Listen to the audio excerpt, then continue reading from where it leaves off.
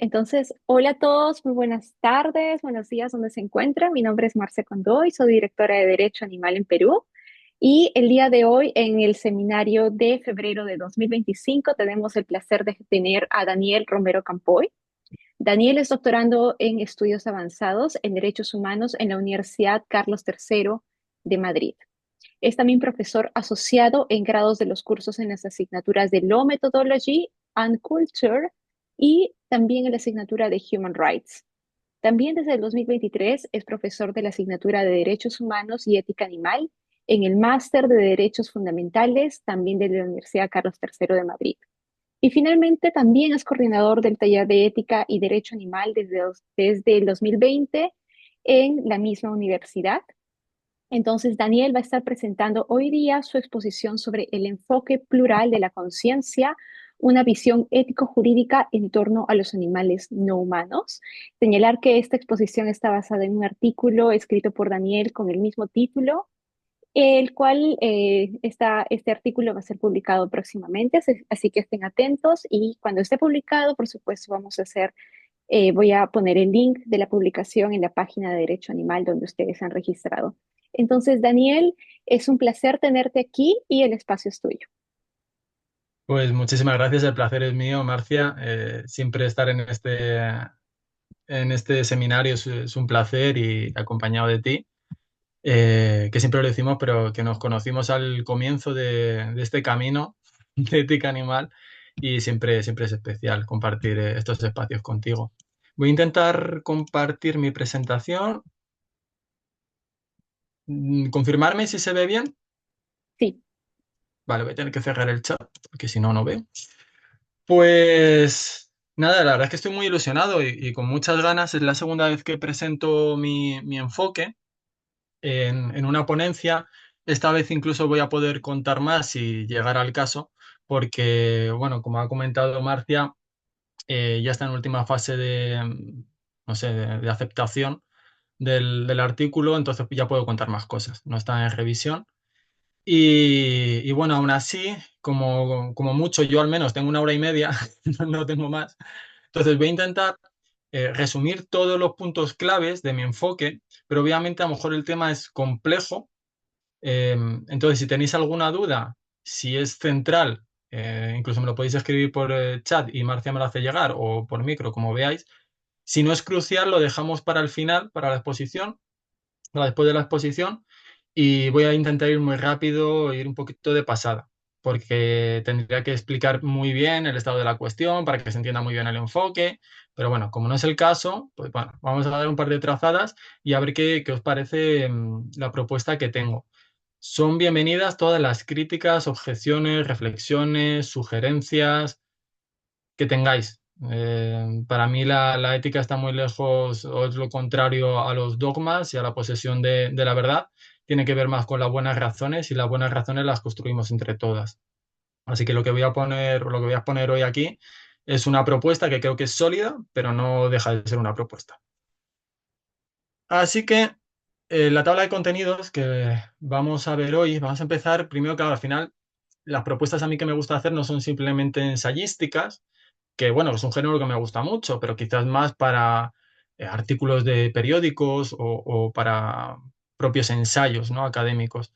En este caso era un trabajo de investigación y era una propuesta ético-jurídica y quería analizarla un poco más analítica. Entonces me planteé una hipótesis de investigación y unos criterios de validez, que muchas veces cuando realizamos propuestas de la filosofía moral no nos damos unos criterios de validez de la propuesta, ¿no? Que parece que cualquier cosa es válida. Quizás esto también sea por deformación profesional, que venimos del mundo del derecho, Marcia y yo, por ejemplo. Entonces, las lógicas y las argumentaciones son distintas desde la filosofía moral que desde la filosofía del derecho. Tendemos más a darnos criterios de validez en filosofía del derecho. Luego haremos un pequeño repaso a la cuestión del estatus moral, muy por encima. Adentraremos un poquito en las claves del enfoque plural de la conciencia, a ver qué os parece. Posibles objeciones, porque creo que siempre que planteemos una propuesta hay que pensar en las objeciones, en la validez de las objeciones, no simplemente proponer las objeciones para intentar sobrepasarlas y decir que, bueno, que no tienen valor ninguno y que nuestra propuesta es la mejor. No, no, tomando en serio las objeciones y a ver hasta qué punto pues son válidas o no, o hasta qué punto se pueden superar esas objeciones. Y luego, pues una serie de conclusiones. Así que vamos a empezar. Esta primera parte va a ser un poquito más rápida, ¿vale? En cuanto a la hipótesis que me planteé, es si existe la posibilidad de formular un marco teórico válido en torno a la consideración moral de los animales, pero desde una perspectiva jurídica. Para ello, pues es necesario afrontar satisfactoriamente dos cuestiones que se tienen que dar sí o sí, desde mi punto de vista, en ética animal, que es el problema de la relevancia, es decir, qué cualidades, qué propiedades o qué relaciones son las moralmente relevantes para considerar una entidad. Y luego veremos si eso tiene, pues, como consecuencia una serie de obligaciones o de derechos. También hay que afrontar el argumento de los casos marginales o de la superposición de especies, que básicamente viene a decir que cualquier propuesta que tengamos tiene que ser dada por el principio de imparcialidad, es decir, que si una propiedad o una capacidad, usualmente, por ejemplo, vamos a poner el de la razón abstracta, es lo moralmente relevante, eso se tiene que dar en todos los individuos. No es un argumento válido, imparcial, simplemente por pertenecer a un grupo. En este caso, la cuestión animal sería por la pertenencia a la especie. El ejemplo, en el caso de humanos no paradigmáticos, personas con discapacidad psíquica severa o recién nacidos, pues no entrarían dentro del humano prototípico con capacidad racional abstracta. Entonces, ¿qué pasa con esos individuos, ¿no? Este argumento viene a indicar que al final la relevancia no se basa en la pertenencia a un grupo, sino en las propiedades individuales. Y en la propuesta hay que cumplir una serie de criterios de validez. Y estos criterios de validez no solo vienen desde la filosofía moral, sino también desde la filosofía del derecho. Bueno, la de simplicidad y parsimonia, es decir, utilizar el menor número de argumentos posibles que sean necesarios, eso sí. El de coherencia o consistencia, el de elaborar juicios morales reflexivos. Yo aquí no quiero entrar en discusión, pero por ejemplo, no me parecen válidos acudir a argumentos intuitivos, de la intuición, a que sea una intuición reflexiva. Pero bueno, esto daría para otro tema. También la imparcialidad, con muchos matices.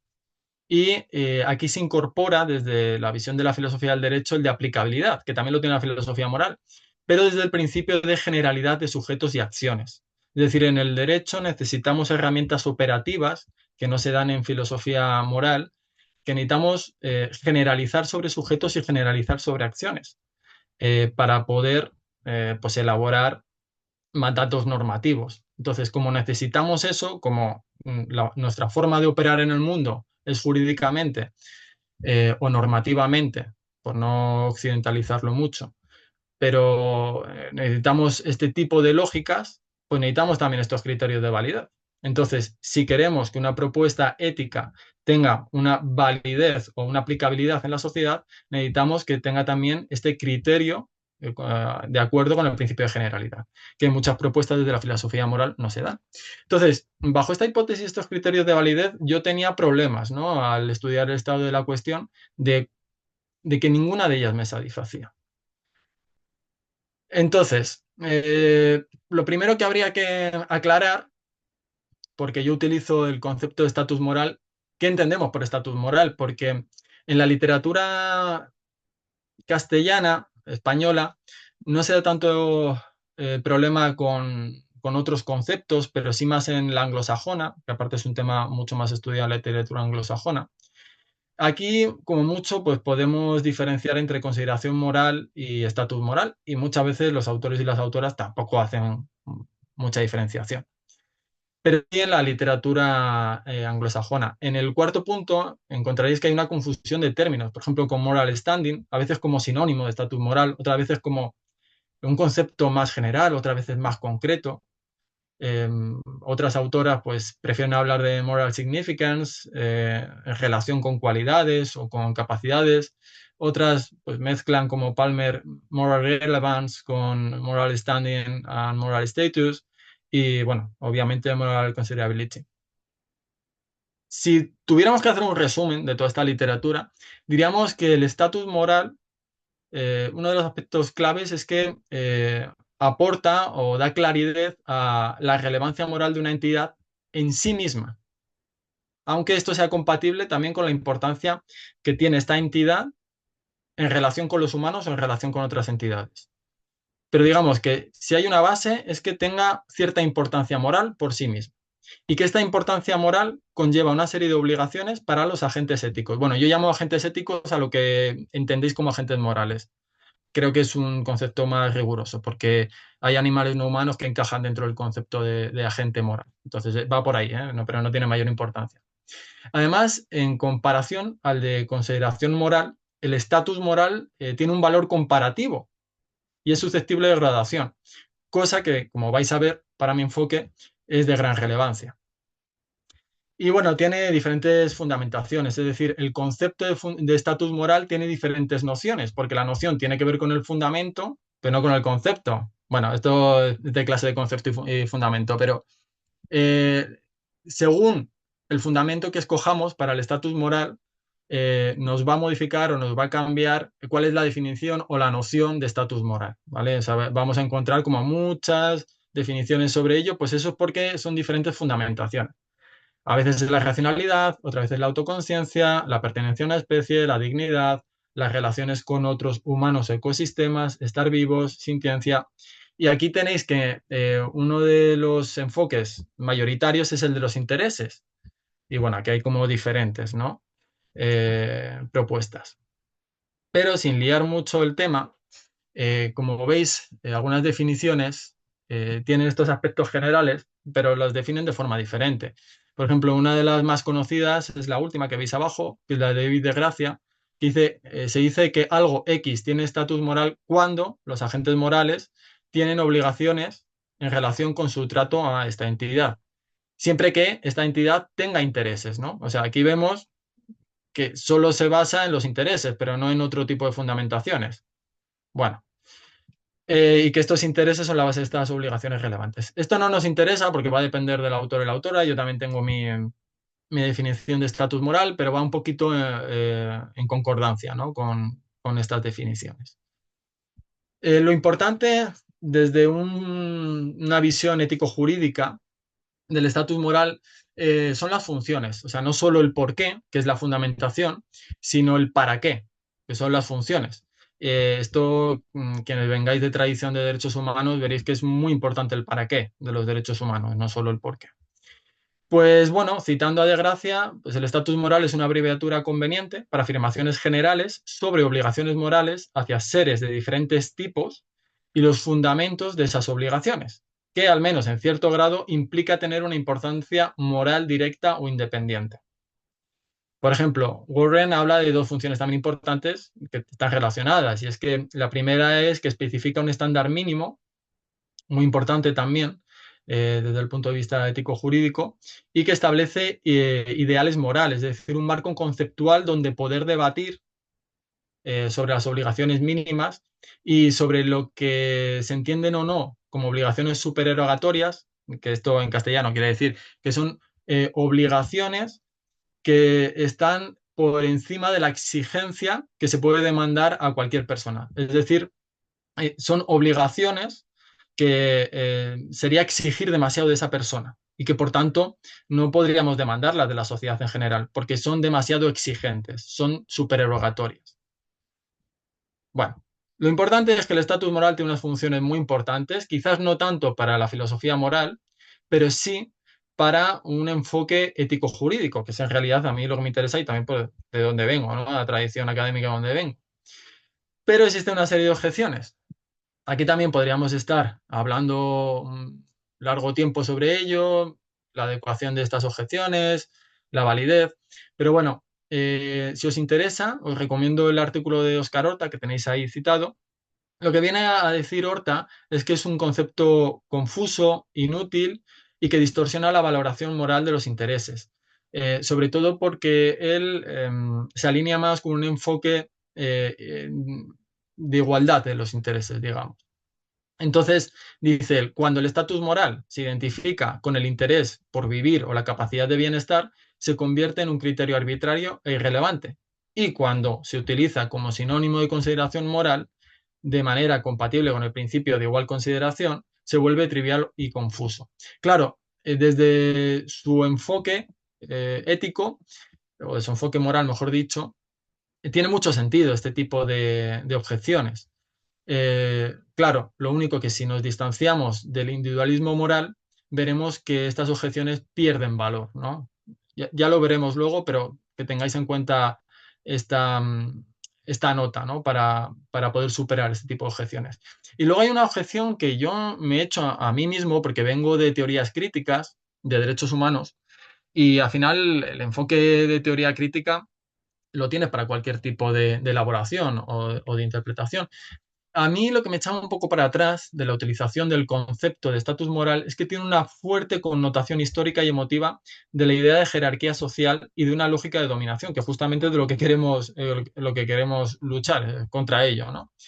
Pero bueno, en realidad sí que se puede superar porque es una connotación histórica y emotiva, pero no teórica lógica. Entonces se puede reinterpretar y resignificar, ¿no? No, o sea, que una cosa no deriva a la otra necesariamente, pero es una de las objeciones importantes que creo que hay que tener en cuenta cuando utilizamos el de estatus moral. Además, yo adopto el concepto de estatus moral, pero no soy un dogmático de ello. Es decir, si alguien me convenciera de que sería mejor utilizar el de consideración moral, salvando las dificultades de la diferenciación entre ambos conceptos, pues yo lo adoptaría. O sea, no, y no cambiaría nada mi enfoque en realidad, o sea, es más desde el punto de vista teórico. La conclusión es que adoptamos el concepto de estatus moral porque en realidad lo que se busca es una abreviatura conveniente para afirmaciones generales sobre obligaciones morales de diferentes tipos, lo que hemos comentado antes, ¿no? Y que además es un concepto útil para el ámbito ético y sobre todo jurídico y también político, como veremos, dado el principio de generalidad de sujetos y acciones. Ahora, hay que utilizar el estatus moral no como un dogma, no como desde esa consideración moral que pudiéramos hacer de esas afirmaciones normativas, llevarlas de forma, digamos, lineal hasta el extremo. No, sino como una guía para el legislador, para la sociedad, para los debates académicos, para los debates sociales. Así es como veo yo los conceptos, no como dogmas. El estado de la cuestión sobre la relevancia moral de los animales no humanos, existen multitud de clasificaciones y yo creo que hay que escoger la clasificación que dentro del contexto que queramos, pues nos parezca más útil y más adecuada. En este contexto elegiría esta, pero por ejemplo cuando realizo ponencias sobre el estado de la cuestión del estatus moral en particular, sin explicar mi enfoque, utilizo otra clasificación que tiene que ver, pero no es igual. Entonces, bueno, que simplemente veáis que esta es una clasificación y que podríamos dividir el fundamento de la relevancia moral en tres grupos. El primero de ellos tiene que ver con el valor intrínseco de las entidades. Usualmente se acude al concepto de dignidad. Por ejemplo, para negar la dignidad, un valor intrínseco, bueno, la dignidad como tal, en el caso de la cortina, de los animales, pues es que tienen un valor intrínseco inferior o no existe, en el caso de los animales, y en el caso de los humanos, pues sí que tiene una dignidad, ¿no? La dignidad humana. Pero existen autoras también que adoptan una postura de reconocimiento de la dignidad animal, como Nussbaum, Kosgard o Melanie Challenger. El segundo es el de, bueno, no nos interesa tanto el valor intrínseco, aunque nos pueda interesar, pero nos interesa más las relaciones que tienen los animales no humanos con las comunidades humanas. Es decir, las relaciones con los agentes éticos o los agentes morales. Y aquí encontramos diferentes propuestas. Desde visiones más antropocéntricas, en el que en el centro están siempre los seres humanos y de forma residual se les considera moralmente relevantes a los animales no humanos y a ciertos animales no humanos, en cuanto más relación tienen con las comunidades o con los agentes humanos, pues aquí tenemos los enfoques de Howard Scott Tenenbaum, de Cora Diamond, de Anderson, Elizabeth Anderson. Hay uno que me interesa particularmente, que es el de Claire Palmer, que aunque usualmente se clasifique como un enfoque relacional, para mí es más un enfoque plural. ¿Y qué es un enfoque plural? Es aquel que combina de forma sustancial, lo que ahora veremos abajo, que es individualismo moral y relacionismo moral, que es mi enfoque se encuadra dentro de esta clasificación. Enfoque plural, porque no se trata de una mera combinación residual de uno u otro enfoque, sino que es una combinación sustancial. Ella lo que viene a indicar es que existe cierto estatus moral por la sintiencia y que existe una serie de obligaciones, no de derechos, no tiene por qué, sino de obligaciones de no dañar, de no injerencia a todos los animales sintientes, pero que las obligaciones de asistencia o llamadas obligaciones positivas solo se adecúan a relaciones especiales. Pues los compromisos previos de los agentes con otras entidades, como por ejemplo la adopción de animales de compañía, o relaciones causales, pues hemos incendiado un bosque, tenemos la obligación positiva de ayudarles bueno, sanarles, restaurar el hábitat, etcétera. El tercer gran enfoque que encontramos es el de las propiedades intrínsecas, que es el individualismo moral. Y aquí hay que hacer una diferenciación conceptual entre valor intrínseco y propiedad intrínseca. Esto también lo explico en el artículo. Yo desecho el concepto de valor intrínseco, aunque luego en el fondo estemos bastante de acuerdo entre un y otro enfoque, pero en realidad las entidades no tienen valor en sí. O sea, por ponerme a mí un ejemplo, yo no tengo un valor en sí, sino que se valora y se tiene que valorar de forma imparcial y de forma desinteresada en cuanto a interés de otros agentes o del que me está valorando, las propiedades que yo tengo, o sea, propiedades intrínsecas, pero el valor siempre va a ser dado por un otro. O sea, no hay algo que se valore a sí mismo o que sea valorable de forma objetiva, con lo cual no tendría sentido hablar de valor intrínseco, sino de la valoración imparcial de las propiedades intrínsecas. Bueno, más allá de esto encontramos multitud de propuestas. Yo destaco la de Jack McMahon y David de Gracia, que no llegan a ser un enfoque plural porque se basa en individualismo moral. Lo que pasa es que de las consecuencias que tiene llevar de forma coherente su enfoque, lo, lo matizan con otro tipo de características u otro tipo de elementos dentro de sus tesis. Por ejemplo, David de Gracia habla del Qualified Equal Consideration Account, que bueno, que diferencia entre hay una obligación de no dañar a los seres sintientes, pero que estos tienen menor valoración moral que, por ejemplo, las personas o las cuasi personas, border person, pero que, por ejemplo, aquí estarían los elefantes, el resto de homínidos, pero las personas solo podrían ser los humanos paradigmáticos, digamos.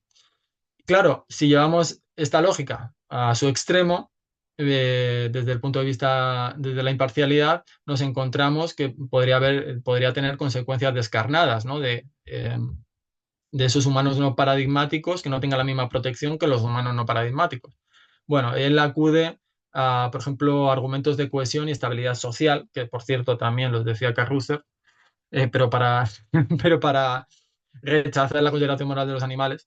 Y bueno, son ajustes que se hacen. Al final, ninguna a mí de todas estas propuestas me, me satisfacía. A ver, aquí. Y entonces, tras un análisis, no solo lectura, un análisis del estado de la cuestión, es verdad que había propuestas como la de David de Gracia que las encontraba mucho más sólidas que el resto. Pero aún así, con los criterios de validez que yo me he dado para una propuesta ético-jurídica, pues tampoco, no, ni tomaban en serio, o algunas propuestas tomaban en serio el de la relevancia, pero no tomaban en serio el argumento de la superposición de especies, o viceversa. O si alguno se tomaba de forma sustancial estos dos argumentos, no satisfacía el principio de generalidad desde un punto de vista jurídico. Entonces entiendo yo que el fenómeno moral y jurídico no puede llegar a entenderse únicamente desde un enfoque moral, ya sea desde el individualismo moral o desde el relacionismo moral. El individualismo moral, perdona que no lo he explicado, es el enfoque que da relevancia moral a las entidades únicamente por propiedades suyas. Entonces, cualquier otra propiedad relacional o de grupo, o pertenencia a un grupo, es arbitraria, no importa moralmente. Entonces, son como categorías estancas que lo que importa es, en mayor medida, vamos a poner el 90% de la relación que tengan esos animales no humanos con las comunidades humanas, desde el relacionismo moral, y individualismo moral es no, el 100% son las propiedades intrínsecas del individuo, o si queremos llamar eso dignidad, desde la dignidad o el valor intrínseco de los animales no humanos. Pero para nada importa la relación que estos tengan entre sí o con otros humanos. Bueno, espero que se haya entendido un poquito el estado de la cuestión. Me imagino que no, porque es complejo y no lo explica de forma satisfactoria en tan poco tiempo, pero al menos para que tengamos unas notas, ¿no? De por dónde va el estado de la cuestión. Entonces, tras el análisis me pregunto, oye, pero ¿se puede elaborar una visión plural más satisfactoria en relación con estos puntos? Porque claro, mi objetivo eh, se trata, al final, es un objetivo grande, pero humilde a la par, porque no intento encontrar el argumento universal y válido para todos los contextos, sino que intento encontrar una propuesta sólida teóricamente, o sea, con buenos argumentos, que se pueda interpretar de forma contextualizada y susceptible de un progresivo consenso social. Sobre todo porque la coherencia extrema puede llegar al dogmatismo y al fanatismo. Y además, por mucha coherencia interna que tenga una propuesta moral, puede llegar a desencadenar una ética descarnada y descentrada del mundo donde vivimos y de las relaciones. Pues, por ejemplo, acudiendo a psicología social y cognitiva, acudiendo a que tiene que ver, por ejemplo, con lo que se entiende por las obligaciones supererogatorias, ¿no? Al final vivimos lejos, no sé si por suerte o por desgracia, de lo que sería una comunidad ideal o de una ética ideal. Entonces, lo que creo que hay que elaborar son éticas no pragmáticas, sino éticas ideales que se puedan aterrizar al día a día y que se puedan aterrizar a un progreso moral. Bueno, pues tras esto, y tras muchos meses, y os diría que más de un año, voy elaborando poco a poco, siendo muy crítico con lo que voy elaborando, y al final llego a esta conclusión, que es la conclusión que denominé el enfoque plural de la conciencia. Plural por muchos sentidos, porque es plural tanto desde los enfoques que escojo, es tanto el individualismo moral como el relacionismo moral, plural porque la fundamentación también es plural y porque la visión no solo parte desde la filosofía moral, sino también desde la filosofía del derecho y de la lógica del derecho. Por eso es plural. Y de la conciencia porque se basa todo a partir de las dimensiones de la conciencia. Entonces, este enfoque está basado en dos criterios. El primero de ellos es el individualismo moral y es el más importante. Es el de las propiedades intrínsecas. Ahora veremos que hablo de sintiencia, pero sobre todo hablo de consciencia y subjetividad. Entonces, bueno, ¿estas propiedades cuáles son? El rango y las dimensiones de la conciencia, es decir, el grado de subjetividad de una entidad, pero esto no es suficiente para entender el fenómeno moral y jurídico donde vivimos, sino que es necesario también un relacionismo moral. El relacionismo moral puede ser externo, es decir, el que hemos visto antes de la importancia moral de un perro es dependiendo del vínculo que tenga con los humanos, o interno, es decir, la importancia de la relación de las comunidades en sí, no de los humanos en particular, no tiene por qué ser de los humanos en particular, sino de las dinámicas de esa comunidad. Y por eso, dentro de estas dinámicas de la comunidad, es importante otros conceptos barra valores, como el de vulnerabilidad, el de cuidado, y cuidado en relación a la interdependencia y también a la dependencia, así como la ética de la responsabilidad en comunidades biosociales. Ahora veremos qué es esto de las comunidades biosociales. Para quien haya leído a Cálico, no tiene nada que ver o no tiene mucho que ver con su definición. pero que es el mismo. Vais a encontrar que se llama igual, pero no es lo mismo. Y al final lo que viene es a extender el estatus moral a los más vulnerables de cada comunidad. Bueno, ahora no se va a entender mucho porque esto es como el esquemita, y esto tiene una serie de implicaciones jurídicas, políticas y sociales. Vamos a entrar más en detalle, a ver, bueno, vamos a ir rapidillo de todas formas, y luego si tenéis alguna duda o no ha quedado claro, pues me preguntáis. Va a ser un poquito más en detalle. Para mí un antes y un después en esta investigación fue la lectura que tenéis aquí citada de Jonathan Birch y otros sobre las dimensiones de la conciencia animal, que en realidad hay también otros artículos de conciencia en los seres humanos. Y se estudia, se analiza bajo los mismos criterios. Primero, que la conciencia no es algo lineal como tal, que es un flujo, que la conciencia en ese flujo va cambiando. En el caso de los humanos, el nivel de conciencia que tenemos, incluso en los sueños lúcidos, no es el mismo de conciencia cuando estamos enfocados a través de, por ejemplo, de la meditación, no es el mismo, o cuando estamos realizando nuestra vida de forma automática, pues el nivel del flujo de conciencia no es el mismo. Y ya pues si nos vamos al extremo, en el caso de personas con mínima conciencia o con no conciencia, es decir, en coma, vemos que es un flujo, no es algo estable, pero es que además, para entender lo que es la conciencia dentro de todos los límites epistemológicos que tenemos, el palabra este significa dentro de todos los límites de los medios que tenemos para conocer la realidad. Pues tenemos muchos límites, sobre todo en cuanto a la conciencia. Por ejemplo, todavía no se sabe qué sucede realmente para que una entidad tenga conciencia o no. Hay una serie de parámetros que nos hacen estar bastante seguros, pero no 100% seguros. De hecho, en ciencia 100% seguros es difícil decir, pero bastante seguros, tenemos buenas razones, existe evidencia, existe una serie de argumentos para interpretar, según razonamiento científico, qué entidades tienen conciencia y cuáles no. Y aquí, por ejemplo, os recomendaría el libro de Christine Andrews, de Animal Mind, pero bueno, entre otros, ¿no? Aparte de la evidencia, pues que podáis encontrar las declaraciones de la conciencia de Cambridge o de New York, ¿no? Entre otras. Este estudio analiza diferentes animales desde las diferentes dimensiones de la conciencia. La que tenéis arriba y arriba a la derecha, en realidad son dimensiones perceptuales. Pues ahí ha analizado la visión y el tacto, pero podría ser cualquier otra que sea perceptual. Luego tenemos más abajo la evaluativa, la riqueza evaluativa, que es la de la E, la evaluativa. Abajo la de la unidad, izquierda abajo temporalidad y izquierda arriba, bueno, individualidad, identidad, como queráis traducirlo. Y aquí analizan, por ejemplo, en este diagrama, pues a los elefantes, córvidos y cefalópodos.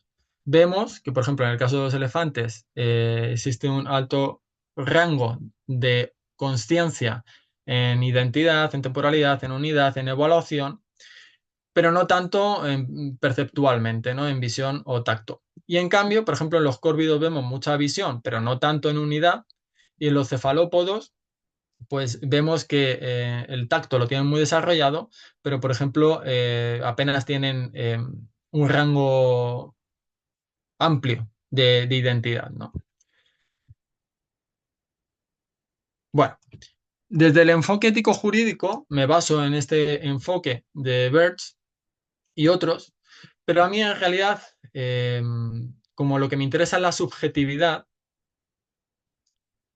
no me interesa tanto la riqueza perceptual, que obviamente influye y hay que tenerla en cuenta, no hay que desecharla, que es la riqueza perceptual, pues por ejemplo como la visión, el olfato, el tacto, pero quizás desde el punto de vista ético-jurídico es el que menos nos interesa y nos interesan más otras.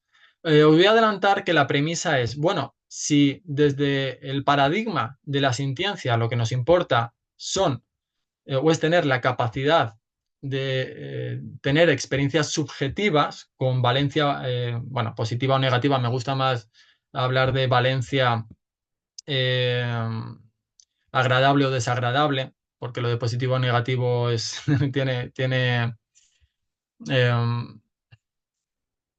se puede llegar a entender de forma más intuitiva, pero en realidad, por ejemplo, el miedo que es negativo o positivo, pues en realidad el miedo si es adaptativo es positivo, ¿no? Entonces, pero es desagradable.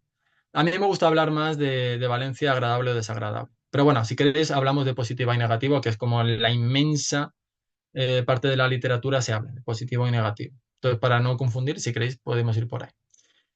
Entonces entiendo, bueno, si esta es la premisa dentro del paradigma de la sintiencia, entonces, si esta capacidad de experimentar la vida subjetivamente, de tener experiencias subjetivas, cuanta mayor capacidad de experimentar subjetivamente la vida, mayor valor moral tendrá esa entidad. Esta es mi premisa y el desarrollo de la premisa. Podemos estar de acuerdo o no, pero a mí me parece lógico y ahora veremos una serie de preguntas que, que, bueno, que creo que tienen mucha relevancia moral. Entonces, lo que nos interesa dentro de las dimensiones de la conciencia es, por un lado, la riqueza evaluativa, que no es otra cosa que, por ejemplo, las sensaciones, emociones, sentimientos como dolor, miedo, placer, pero también las elecciones, la resolución de problemas, incluso se podría hablar aquí también de deseos.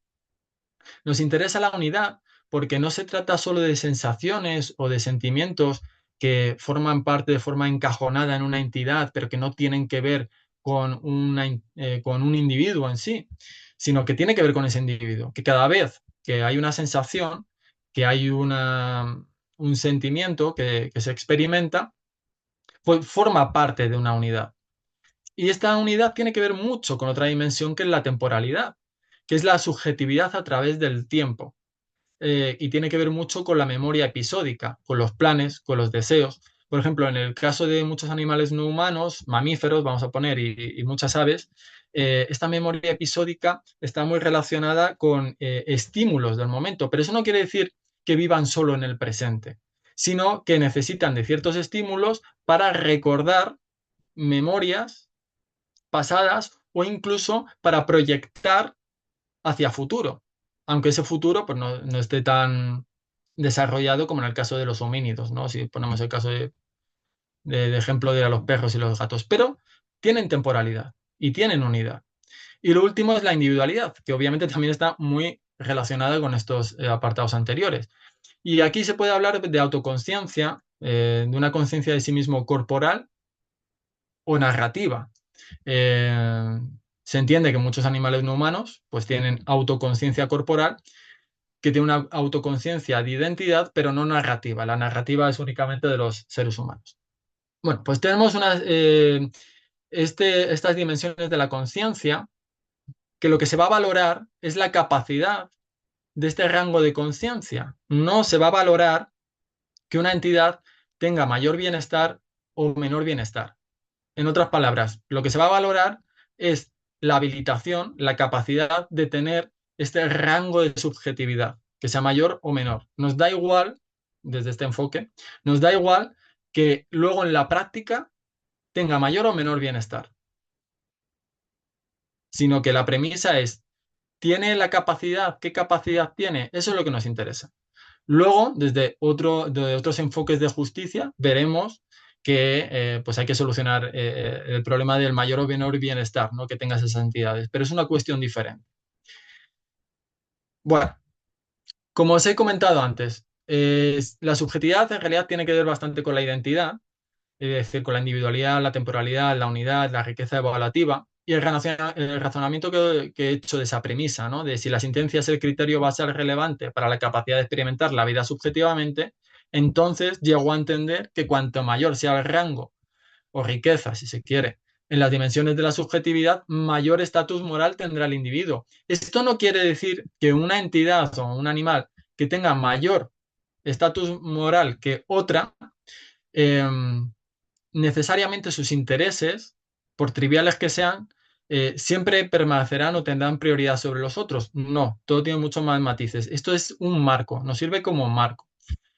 Tampoco sirve de excusa o de justificación para poder dominar o poder explotar a otras entidades o otros animales de menor entidad de estatus moral. No, lo único que nos va a servir es como patrón, como marco para entender cuál es la protección que se deriva de ello dentro de un rango, dentro de un contexto y sobre qué sujetos. Ya está, no nos va a decir mucho más. Bueno, entonces las cuestiones que también me planteaba yo y que no sabía resolver, sobre todo al principio, es digo, bueno, a ver, ya incluso hay muchos autores que hablan de forma intuitiva, ¿no? Desde la intuición. ¿Cómo podemos afirmar que el interés en seguir con vida de un insecto sintiente es igual al de un homínido? Por no poner un ser humano, vamos a hablar de los chimpancés o los bonobos, pero si no queremos hablar de nuestros primos tampoco, porque es muy antropocéntrico, pues vamos a hablar de los lobos. ¿Cómo? Claro, hay mucho, dice, eso es contraintuitivo. Bueno, pues a mí como tampoco me interesan mucho esos argumentos de la intuitividad y que es contraintuitivo, pues me interesa más otro tipo de argumentos y es, eh, claro, es el mismo valor moral que se le da a la vida de un insecto sintiente que apenas tiene unidad, que no quiere decir que no tenga, pero que apenas tiene en comparación a otros animales, o desde a lo mejor una pregunta menos académica, pero que sí que tiene que ver, ¿no? Con nuestra forma de entender el mundo desde un punto de vista moral. eh, ¿No es más trágica la muerte de un chimpancé que la de una araña? Incluso su interés en no sufrir. Aquí os digo que lo detallo más en el artículo y me parece un debate muy interesante. Eh, Creo que en cuanto al interés en seguir con vida, no, para mí no hay mucho más debate, pero en cuanto al interés en no sufrir, hay debate.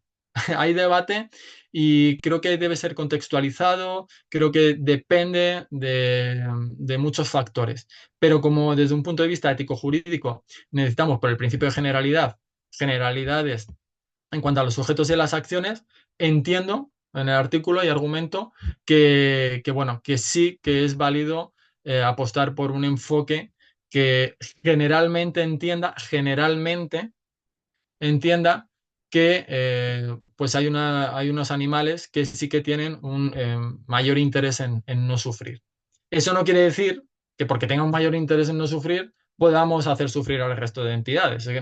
Por ahí no va. O sea, bueno, entonces, bajo este enfoque, yo catalogo cuatro grupos, que podrían haber sido tres, que podrían haber sido cinco, sí, pero cuatro me parece, eh, soy, vamos, totalmente susceptible y habilitado a cambios, en este punto. Pero cuatro me parecía que, bueno, que era un buen número desde un punto de vista jurídico y de lógica jurídica, por lo que os voy a comentar ahora. Pero bueno, podría haber sido cinco también.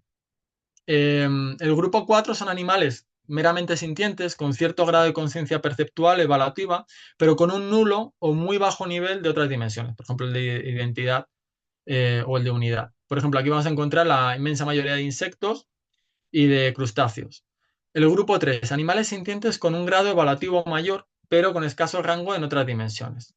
Pues lagartos, la mayoría de peces, la mayoría. Grupo 2, animales sintientes con identidad psicológica y por tanto con un grado considerable en unidad, temporalidad, autoconsciencia, como es el caso de muchas aves y mamíferos, y los cuales tienen deseos y poseen una notable conducta flexible y memoria episódica. El grupo 1 pues serían los que mayor rango de subjetividad tendrían y son los animales sintientes con un alto grado de las dimensiones de evaluación, unidad, temporalidad y autoconciencia, como en el caso de homínidos, de todos los homínidos, incluyendo los humanos, elefantes y probablemente cetáceos, ¿no? Como los delfines y las ballenas, entre otros. Y estos animales despliegan una conducta altamente flexible, poseen una biografía individual, que puede ser narrativa o no, planes de futuro y pueden experimentar una amplia gama de sentimientos. Vale, aquí terminaría la explicación del apartado de propiedades intrínsecas que hemos hablado antes. Vamos para atrás. Este. El punto uno, individualismo moral. Queda explicado con lo que os acabo de decir. Ahora se entiende mucho más lo de propiedades intrínsecas. Me interesa la sintiencia como propiedad basal, pero en realidad lo que tenemos que hablar, de mi punto de vista, es sobre el grado de conciencia, con todos los problemas y límites epistemológicos que tenemos. O sea, para nada los desecho. Lo que pasa es que creo que se puede argumentar con buenas razones y obviamente cambiantes con lo que nos vaya diciendo la ciencia y la filosofía de la mente, y la etología, etcétera, sobre ello. Bueno, modificable, pero con buenos argumentos. Vamos con el segundo punto, que es el relacionismo moral interno. Vamos a ver. Aquí. Vale, hay tres elementos en mi enfoque dentro del punto de relacionismo moral.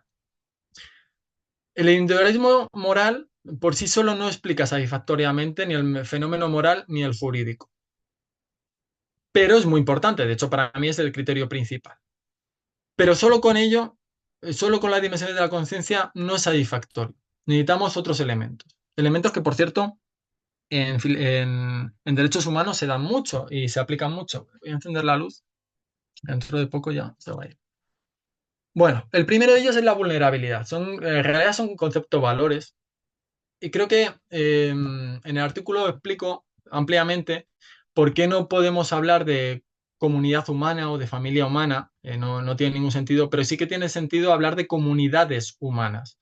Es decir, los seres humanos nos movemos en comunidades humanas. Es verdad que estas comunidades humanas son permeables, pero para las exigencias de nuestra etología, es decir, de nuestras necesidades, capacidades, funcionamientos según nuestra psicobiología, eh, necesitamos de comunidades de entre humanos, digamos. O sea, vivimos en comunidades, pero es difícil hablar de una comunidad o de una familia humana más allá de como mero valor ético. Es decir, pues tenemos el ideal ético de la familia humana y tenemos que ser solidarios con todo el mundo y todos somos iguales. Me parece ahí muy loable el concepto, pero no tanto como un concepto ontológico. O sea, para mí no existe esa realidad de la humanidad. Existen comunidades humanas. Y esta definición, este desarrollo tiene que ver mucho con la animalidad humana. Parece que muchas veces desde enfoques de ética animal acogemos el argumento de que hay que volver o hay que reencontrarse con la animalidad humana, pero luego no se sigue esa lógica. Luego se separa como que los humanos somos cosas diferentes, como que, eh, como que hay que prescindir, o bueno, aunque no se diga claro, ¿no? Pero se prescinde de nuestras necesidades etológicas, biopsicológicas, biosociales, y en realidad somos animalitos. Entonces, como animalitos que somos, como seres, como animalitos sociales gregarios que somos, necesitamos de nuestras comunidades para poder desarrollar nuestras necesidades, funcionamientos, bienestar humano.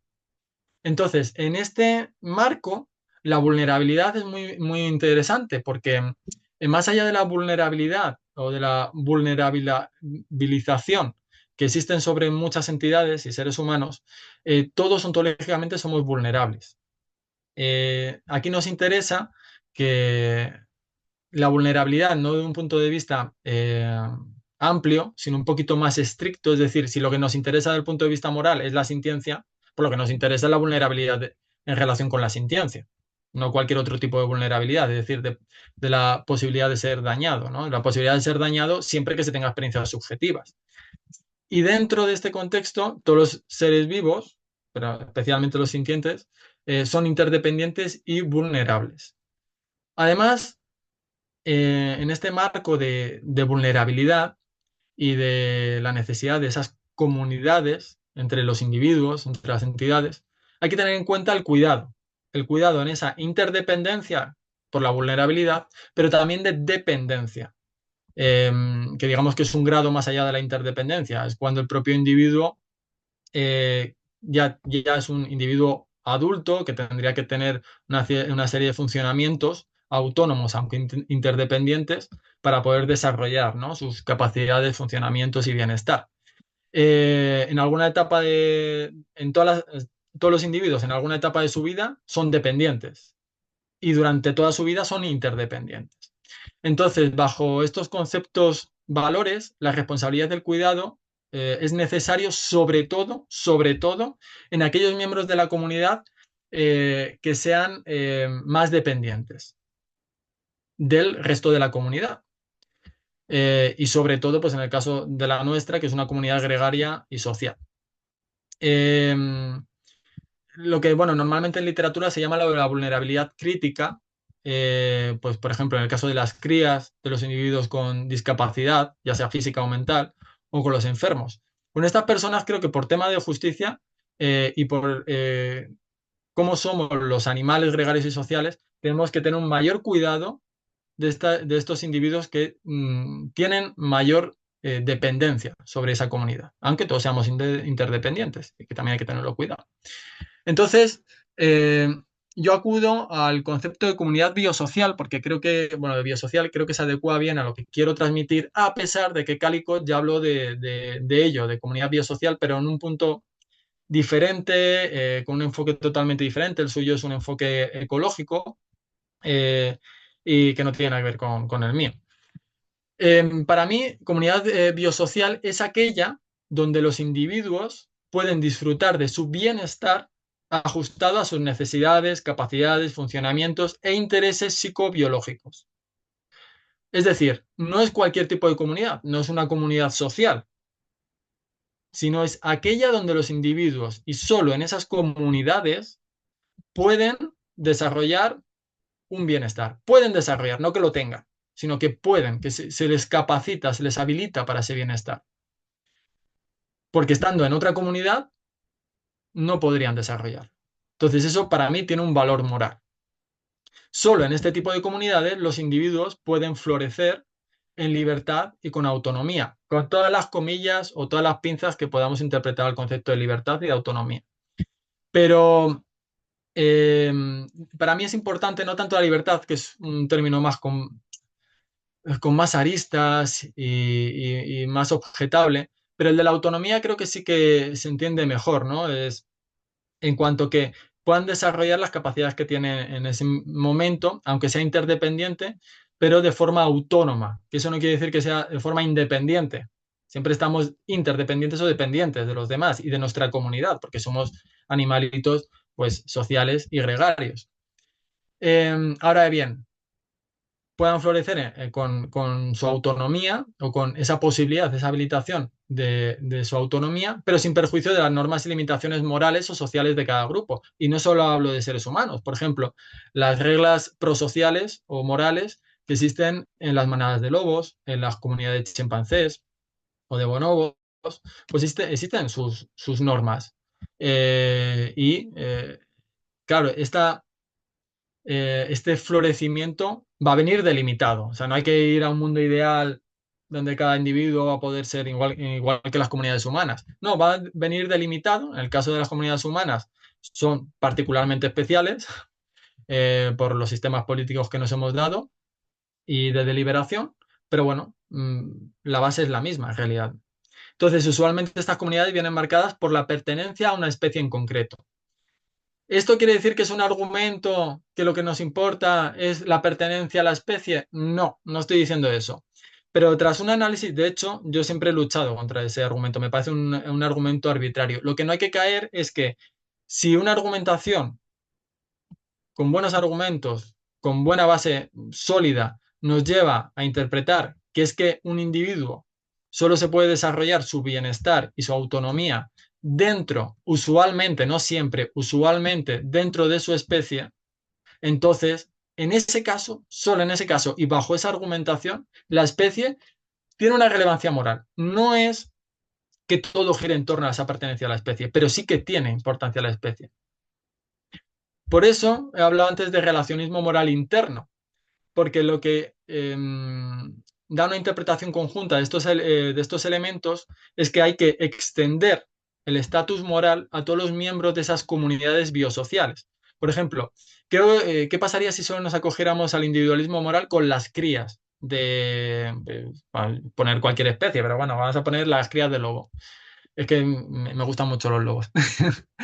Con las crías de lobo. Oye, pues no tendrían el mismo estatus moral que el resto de los adultos, porque claro, sus capacidades, sus propiedades intrínsecas no son iguales. No, pues bajo este concepto sí, las crías o incluso los lobos con algún tipo de discapacidad tendrían el mismo estatus moral, es decir, tendríamos los agentes éticos las mismas obligaciones para las crías que para los adultos, porque viven en la misma comunidad biosocial y incluso con mayor, con mayor razón que, estos individuos dentro de esa comunidad con dependencia tengamos que, a ver, aquí, tengamos que, espera que se me ha ido un poquito para acá, aquí, tengamos que darle mayor protección, ¿no? Igual en los seres humanos. Entonces, esto nos retrotrae al argumento, no sé si os acordáis, de los casos marginales o de la superposición de especies, que lo explica muy por encima, pero es que si no, no va a haber tiempo. Em, entonces se supera este argumento. ¿Por qué? Porque el argumento de la superposición de especies, de los casos marginales, solo tiene su validez si nos acogemos al enfoque o a la visión del individualismo moral en cuanto interpretemos o sostengamos que el individualismo moral por sí solo no es un enfoque válido para interpretar y elaborar eh, la realidad moral y jurídica, y necesitamos del relacionismo moral en algún punto, ese argumento cae la validez. Ahora bien, ese argumento es útil para contrarrestar otros tipos de argumentos, pero creo que no es el argumento final, o sea, no es el argumento que creo que hay que tenerlo en cuenta, que hay que superarlo, pero se puede superar y se puede superar desde un enfoque plural. Es decir, sí, importan las propiedades intrínsecas, pero también hay que tener, desde la imparcialidad, también hay que tener en cuenta cómo se relacionan los individuos entre sí y qué valores hay entre los individuos entre sí, qué valores hay que conservar desde un punto de vista moral de esas comunidades. Entonces, como os he comentado antes, ¿pueden existir comunidades multiespecies? Sí, sí existen desde un punto de vista social, pero no desde el punto de vista de la comunidad biosocial. Y aquí, si queréis, esto sí que va a dar para, para controversia. Eh, para mí, por ejemplo, los animales que entendemos de compañía no forman parte de la comunidad biosocial.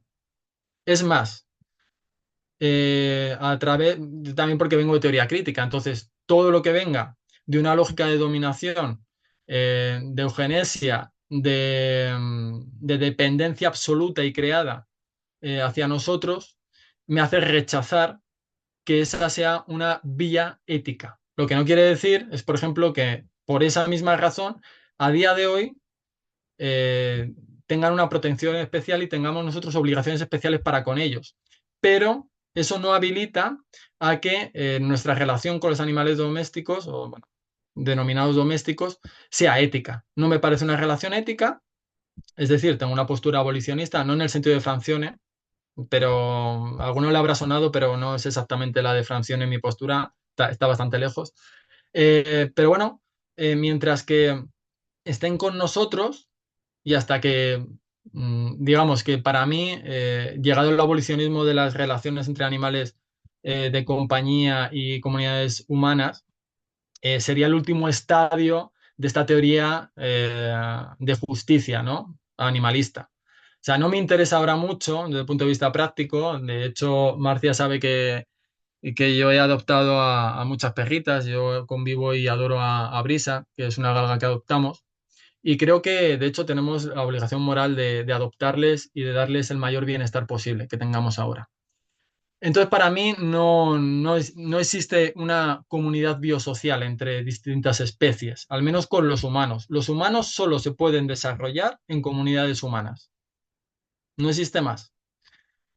Los cánidos deberían desarrollarse solo en comunidades de cánidos, no humanas.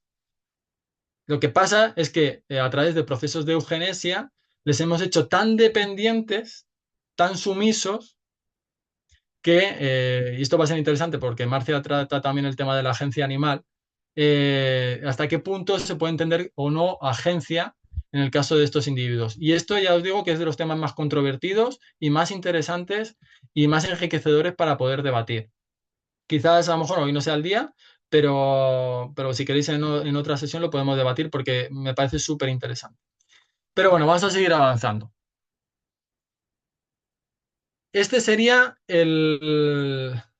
la conclusión, digamos, del enfoque plural de la conciencia o el enunciado general. Es, Un individuo tiene estatus moral si y solo si tiene que cumplir estos puntos. Si es sintiente, en tanto que sus intereses son moralmente relevantes, pero la valoración moral de esos intereses dependerá del rango de conciencia del individuo, aunque se extenderá razonablemente el estatus moral, por tanto las obligaciones que tengamos los agentes éticos sobre esos individuos, correspondiente a todos los miembros sintientes más vulnerables y dependientes de cada comunidad biosocial, así como de aquellos individuos que dependan de un cuidado filial. Y hago esta precisión porque diréis, bueno, pero entonces hay animales que no viven en comunidad biosocial, porque no son ni sociales ni gregarios. Bueno, pues por eso está lo de que dependan de un cuidado filial. Por ejemplo, en el caso de aves, ¿no? Imaginar en el caso de las águilas.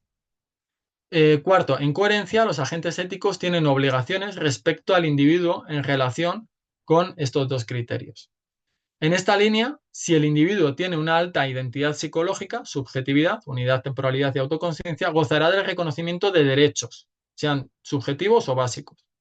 De tal modo, y el resto no, el resto serán obligaciones y habrá que reinterpretar, resignificar tipo de obligaciones que tenemos para el resto de animales no humanos que no se les reconozca derechos, de tal modo que la pertenencia a una especie en sí misma no es condición ni suficiente ni necesaria para tener estatus moral. Por ejemplo, en el caso de los humanos con acefalia o los embriones. Entonces, la especie en sí no nos interesa, nos ha interesado porque el razonamiento nos ha llevado a entender que si la comunidad biosocial es importante desde un punto de vista moral, pues entonces indirectamente, de forma indirecta y no pretendida, la especie ha resultado ser importante desde un punto de vista moral. Pero no porque lo fuera buscando, o sea, ni mucho menos. De hecho, lo iba rechazando hasta que me di por vencido. Y último, pero puede extenderse razonablemente, por ejemplo, en el caso de embriones o fetos, por ejemplo, en el caso de la voluntad de la mujer embarazada, se puede extender razonablemente la protección legal correspondiente a aquellos seres sintientes que todavía no han nacido. Bueno, los grupos que hemos marcado antes de animales no humanos, pues el grupo uno tendría derechos subjetivos, el grupo 2 derechos básicos, el resto, que ya sería el grupo 3 peces y lagartos, por poner algún ejemplo, sus intereses deberían ser obviamente protegidos, pero desde un punto de vista administrativo y penal, no tanto de reconocimiento de derechos. Aparte, desde un punto de vista de fundamentación jurídica, tendríamos problemas en cuanto a la aplicabilidad, ¿no? De todo lo que conlleva el reconocimiento de derechos, aunque no sean subjetivos. Y en el grupo cuarto, pues también habría que respetar los intereses en la medida de lo posible desde una protección jurídica, ¿no? de los insectos y crustáceos. Pero a lo mejor encajaría más en lo que entendemos ahora por concepto jurídico de seres sintientes. Bueno, el caso es que no estaría justificado ni moral ni jurídicamente un daño totalmente innecesario, gratuito hacia estos animales del grupo 4 tipo sintientes eh, insectos o crustáceos. Ahora bien, pasar de la fundamentación, y ya con esto voy a terminar porque me interesan más ahora las preguntas, eh, pasar de una fundamentación moral a una fundamentación jurídica no es lineal. Y esto es muchas veces lo que nos diferencia desde la filosofía moral a la filosofía del derecho. No por tener intereses hay que reconocer derechos. Esto no va así. No va así, pero ni en los humanos, ni en derechos humanos va así. ¿Vale? Mira, mirad, fuera de la discusión de la cuestión animal, esto se habla en tema de derechos humanos y derechos subjetivos de los humanos. Rath decía, no todos los intereses hay que tenerlos en cuenta, obviamente, los intereses relevantes relativos al bienestar. Y ya os digo que si a lo mejor tenéis como muchos matices y tal, seguramente en el artículo lo trato, pero aquí no me ha dado tiempo. Dice Joseph Rath, los intereses son importantes, dice, pero no de todos los intereses hay que derivar el reconocimiento de derechos. Imaginad, por ejemplo, uno de los intereses o necesidades más básicas de los seres humanos, en este caso, es amar y sentirse amado, porque sin eso no hay ni salud mental ni física, y porque somos animalitos, de nuevo, sociales y gregarios, entonces necesitamos el amor, como el resto de animales sociales y gregarios. Pero no de ello vamos a reconocer una serie de derechos que tengamos que obligar al resto de agentes éticos a estar obligados a que nos amen. En todo caso, pues una serie de virtudes, o de políticas públicas de ética del cuidado, de ética de responsabilidad, de bienestar, pero no se les va a reconocer un derecho, no se me va a reconocer un derecho de ser amado. Entonces, para poder eh, llevar el argumento, de tener unos buenos argumentos desde la filosofía moral, es decir, desde esta fundamentación moral, pasar la fundamentación jurídica, bueno, hay diferentes propuestas, pero a mí la que más me gusta es la de Manuel Atienza, que luego, bueno, desarrollaron otras autoras, que es el criterio de racionalidad, razonabilidad. La primera parte de racionalidad tiene que ver con estos fundamentos. Hay que tener fundamentos, buenos argumentos, pero que sean razonables. Y dentro de que sean razonables, es decir, que sean aplicables. Aquí otra vez, principio de generalidad del derecho. Pero aparte que sean razonables desde un punto de vista del debate social. Es decir, que la sociedad va a ir progresando moralmente y se va a ir adaptando a través del debate, de las buenas razones, a lo que van a entender que es razonable en ese contexto histórico social. Entonces necesitamos de buenas razones, necesitamos de consenso y necesitamos de la posibilidad de la aplicabilidad, y aquí tiene que ver con la eficacia o aplicación del derecho, que también se estudia en filosofía del derecho, y que por tanto esto es de los criterios que les falta muchas veces en las propuestas que vienen solo desde la filosofía moral y que no llegan a bajar del todo, porque para que bajen del todo, aparte de psicología social, sociología, antropología, se necesita filosofía del derecho, porque una buena filosofía del derecho acomoda estas razones que vienen de estos campos del conocimiento, al menos yo intento que sea así, a la fundamentación jurídica. Por tanto, fundamentación moral y jurídica no son lo mismo, aunque tengan que ver. Bueno, por cierto, hay un libro interesante de Rafael Fasel que habla él apuesta por un enfoque práctico, ¿no? Dice, bueno, no me interesa tanto lo moral, aunque sí, dice, sino, bueno, vas a coger la especie como criterio porque es muy práctico, ¿no? Entonces, bueno, yo iba a decir, bueno, la especie es práctico, no sé, pues, ¿cuántos miles, cuántos millones de especies de animales hay?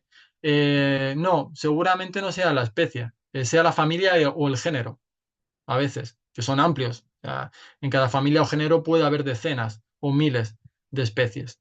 Entonces, me parece muy interesante el libro de Rafael Fasel, pero pero no me parece acertado en cuanto a la precisión. Bueno, implicaciones políticas. Pues una serie de políticas públicas de implementación de valores del enfoque, por ejemplo, veganismo, pedagogía animalista, de virtudes cívicas, de ética del cuidado. Una serie de instituciones de protección y representación, valores de solidaridad, de ayuda y cuidado razonable con el resto de animales no humanos.